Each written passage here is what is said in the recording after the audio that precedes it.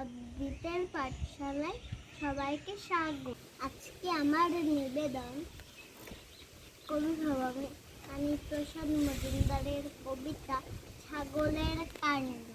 ছাগলেতে কি না খায়, কি না বলে পাগলে।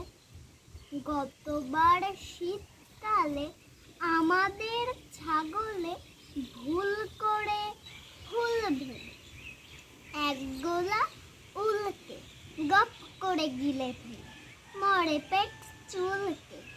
তারপরে ঘটল কি বলে দিই সাচ্চা, এবছর মাঘ মাসে হলো তার বাচ্চা। বাচ্চার রূপ দেখে হাসি প্রাণ খুলে রে, গায়ে তার সোয়েটার, বোনা সেই